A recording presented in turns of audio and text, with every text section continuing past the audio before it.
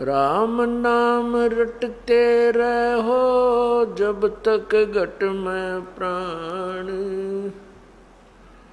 कब हो तो दीन दयाल के बिनक पड़ेगी कान। मानुष जन्म दुर्लभ है मिले न बारंबार, तरवर से पत्ता टूट गिरे वो बहुर न लगता डार।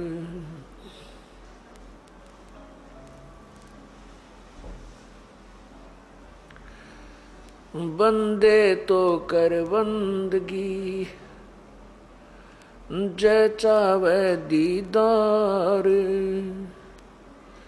अवसर मानुष जन्म का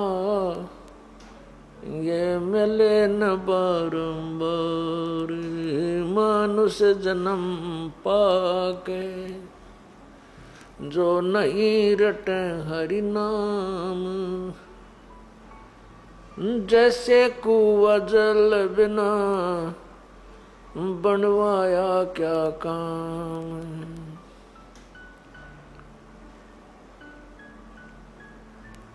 लौट सको तो लूट लो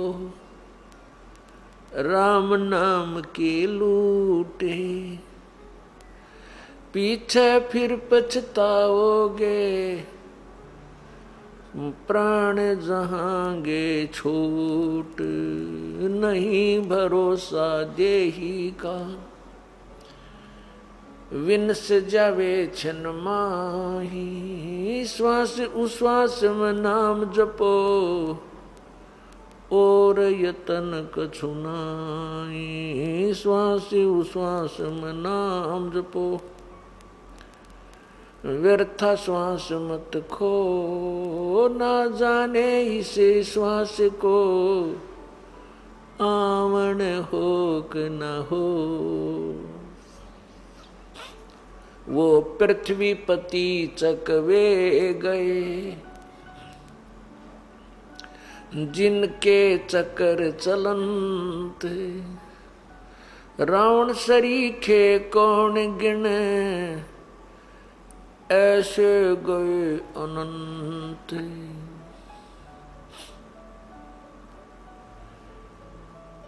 कबीर सब जग निर्धना धनवंता ना कोई, धनवंता सो जानियो जप राम नाम धन होवे।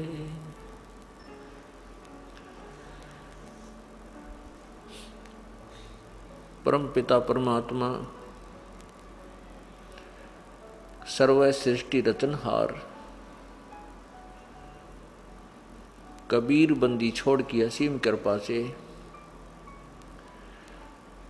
ये 5 दिवसीय सत्संग 14 जून सन 2008 को प्रारंभ हुआ। आज ये 3रा दिन है उस परमपिता की महिमा का ये गुणगान चल रहा है।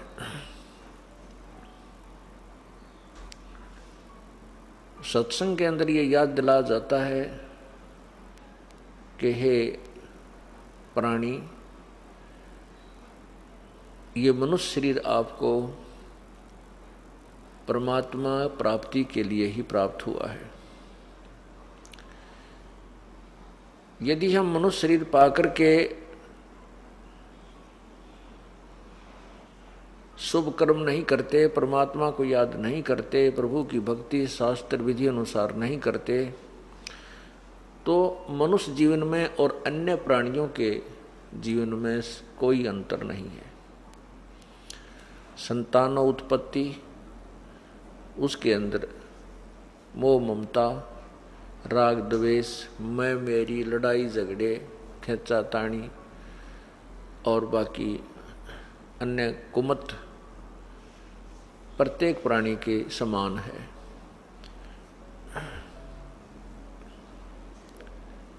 परमात्मा ने मनुष्य शरीर एक ड्रेस दी है, एक पोशाक है, ये अन्य प्राणियों से भिन्न है। जैसे विद्यार्थी विद्यालय में जाता है, विद्यालय में जाने वाले विद्यार्थी की पोशाक भिन्न होती है, वो विद्यार्थी कहलाता है, उसकी ड्रेस से ही पहचान हो जाती है ये किसी स्कूल का विद्यार्थी है, किसी विद्यालय का विद्यार्थी है। और जो विद्यार्थी विद्यालय में जाता है, उसको विद्यालय में प्रवेश प्राप्त है और वो शिक्षा ग्रहण, वो स्कूल में विद्यालय में ना जाकर के इधर उधर भटकता रहता है, वो बच्चा अपने उद्देश्य से वंचित रह जाता है, वो अशिक्षित रह जाता है, फिर उसको विद्या का लाभ नहीं प्राप्त होता। जो बच्चे विद्यालय में जाते हैं, प्रवेश प्राप्त है, वो अपने तन मन से शिक्षा ग्रहण कर रहे हैं और अध्यापक के द्वारा बताया गया होम टास्क, स्कूल टास्क सारा कर रहे हैं, तो वो बच्चे अपना जीवन सफल कर लेते हैं, शिक्षा सफल कर जाते हैं। आगे जाकर के वो कोई उच्च अधिकारी लगता है, कोई अच्छा व्यवसाय में अपना परफेक्ट हो जाता है, बढ़िया अपना रोजगार कर लेता है। और अन्य बच्चे जो शिक्षा से वंचित रह गए, स्कूल में विद्यालय में प्रवेश भी प्राप्त किया लेकिन पढ़ाई नहीं की, वो फिर क्या बनते हैं? वो मजदूर बनते हैं, भूखे मरते हैं। उनके बच्चों के पास ना समय पर रोटी होती है, ना पैरों में जूता होता है, ना ठीक से कपड़े पहना पाते हैं। उसके विपरीत जो बच्चे अपनी पढ़ाई कर गए, उनके बच्चे अच्छे मकानों में रहते हैं, अच्छा आहार करते हैं, गाड़ियों में चलते हैं। ठीक इसी प्रकार जो आज भक्ति नहीं करेंगे, जिनको मनुष्य शरीर प्राप्त है, उनको समझो परमात्मा पाने वाले विद्यालय में प्रवेश प्राप्त हो चुका है। वो उनको ये अलग ड्रेस जो मिली है इसलिए प्राप्त हुई है कि ये विद्यार्थी हैं, जितने भी मानव हैं। और मानव शरीर पाकर जो नहीं रटे हरि नाम, फिर जैसे कुआ जल बिना बनवाया क्या काम। जैसे कुआ खोद रखा है, बना रखा है, उसके ऊपर अच्छी छतरी भी बना दी है, जल उसमें है नहीं, तो वो नाम कुआ अवश्य है उसका, लेकिन गुण कुएं वाले नहीं हैं। जो मनुष्य शरीर पा करके मानव शरीर, स्त्री या पुरुष का, ये मानव शरीर कहलाता, ह्यूमन बॉडी। ह्यूमन बॉडी यानी मानव शरीर कहलाता है। तो इसी प्रकार जो मनुष्य शरीर प्राप्त करके परमात्मा की भक्ति नहीं करता है, दान धर्म नहीं करता है, बुराइयों से दूर नहीं है, तो उसमें वो मनुष्य वाले गुण नहीं हैं, अन्य प्राणियों वाले ही गुण हैं। फिर बताते हैं मानुष जन्म दुर्लभ है, ये मिले न बारंबार, तरवर से पत्ता टूट गिरे, वो बोर न लगता डारे। ये मानुष जन्म दुर्लभ है, ये मनुष्य शरीर बहुत ही कठिनता से प्राप्त होता है। बहुत ही पुण्य कर्म जब आपके संचित कर्मों में होते हैं, उनके आधार से आपको मानव शरीर प्राप्त होता है। और मानव शरीर प्राप्त करके हम भगवान नहीं भगते हैं, तो पूर्व जन्म की पुण्य कर्मों को हम यहीं खत्म कर जाते हैं।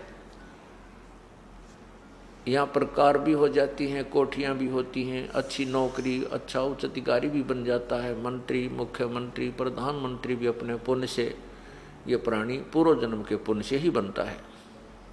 यदि भविष्य में शुभ कर्म नहीं करता है, दान पुण्य नहीं करता है, पूर्ण संत की शरण नहीं जाता है, तो ये प्राणी, वो चाहे भले राजा भी क्यों ना है, अपने पूर्व जन्म की कमाई को, पुण्यों को समाप्त करके और खाली होकर जाता है।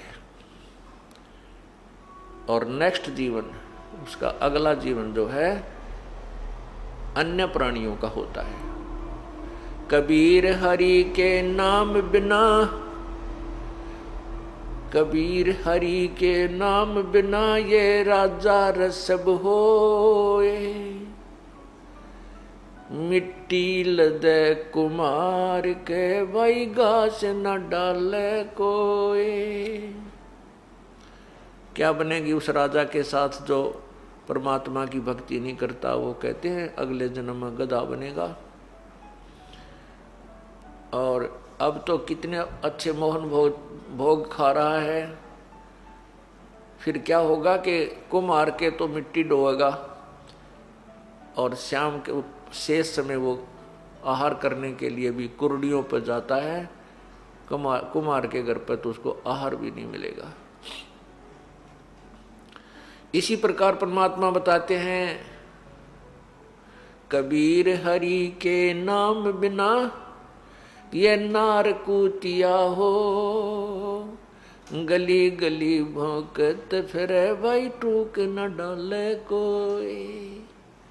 परमात्मा कहते हैं कि जो बहन बेटियां मनुष्यरीत पाकर परमात्मा को याद नहीं करती हैं, वो अगले जन्म में कूतिया बनेगी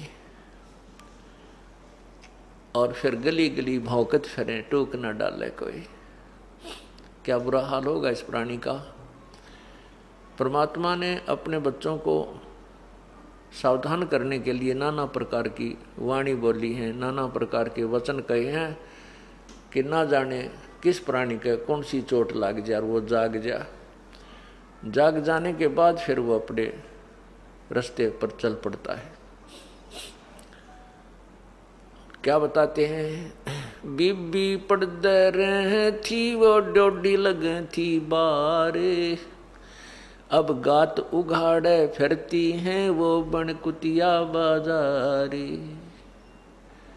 वो पर्दे की सुंदरी सुनो संदेशा मोरे, गात उघाड़े फिरती हैं वो करें सरायों सोरे। नक बेसर नक पे बनी पैर थी हार हमेल,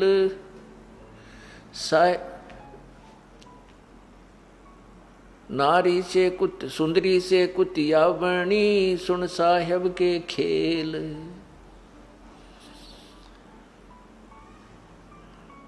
कितनी मार्मिक बात बताई है।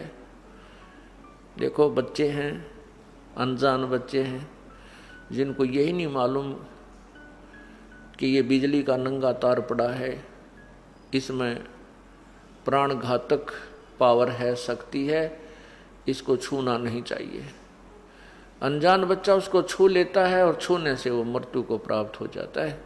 जब वो बच्चा समझदार हो जाता है, बड़ा होता है, उसको बताया जाता है कि इसमें बिजली है, तो उसका माइंड, उसका दिमाग उस बात को मस्तिष्क स्वीकार करता है और फिर वो बच्चे को ज्ञान हो जाने से डरता है। उस बिजली के नंगे तार को स्वयं भी हाथ नहीं लगाता, दूसरों को भी सावधान कर देता है कि देखो ये नंगा तार पड़ा है, दूर हो जाओ, दूर हो जाओ। और जब वो बच्चा था, उसको ज्ञान नहीं था, अनजान था, अबोध था, उसको स्वयं ही पकड़ लेता है। ठीक इसी प्रकार जब तक हम सत्संग में नहीं आते, हम अबोध बच्चे हैं, चाहे बहन है चाहे भाई हैं। और सत्संग में आने से हमें पता चलता है कि जो क्रियाएं हम कर रहे हैं केवल यही बहुत नहीं है।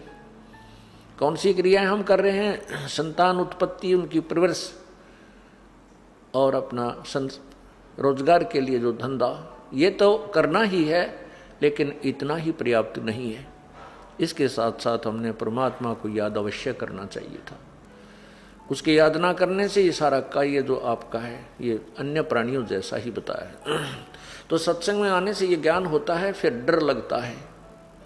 कहते हैं भय बिन भक्ति नहीं हो। अब हमें भय होगा कि कहीं हम पशु ना बन जावें, पक्षी ना बन जावें, कुत्ते और कुतिया ना बन जावें। अब क्या बताते हैं कि वो पर्दे की सुंदरी सुनो संदेशा मोर। मेरा एक संदेश सुनो। परमात्मा स्वयं बता रहे हैं कि जो लड़कियां, जो बहन बेटियां रानियां थी, पर्दे में रहा करती थी, बाहर भी नहीं आने देते थे उनको इतने अच्छी सुविधाएं थी। और एक से एक सुंदर वस्त्र पहना करती थी, सुंदर आभूषण, महंगे आभूषण पहनती थी, बहुत ही बहुमूल्य आभूषण पहना करती थी, गले में सोने के कई लाख रुपए की रानियां कई लाख रुपए का हार पहनती थी गले में। वो तो कोई बात नहीं, परमात्मा ने आपको जैसी सुविधा दी है वो आपके पूर्व जन्म के पुण्य हैं, उनको ही प्राप्त कीजिए, परंतु परमात्मा को याद अवश्य कीजिए। सिर्फ इतनी सी बात बताना चाहते हैं संत जन के जो क्रिया तुम कर रहे हो इसमें एक सब्जेक्ट और ऐड कर लो, और कुछ भी बात नहीं है। हाँ, बुराई तो त्यागनी पड़ेगी, बुराई तो मनुष्य जीवन में करनी ना चाहिए। बीड़ी, शराब, मांस, तम्बाकू, चोरी, जारी, ठगी, बकवाद, ये तो मनुष्य से अलग जो कैटेगरी बनाई जाती हैं, जो जिनको राक्षस कहते हैं, उन्हीं वो करते हैं। ये अच्छा काम मनुष्य या बुरा काम मनुष्य नहीं करते हैं।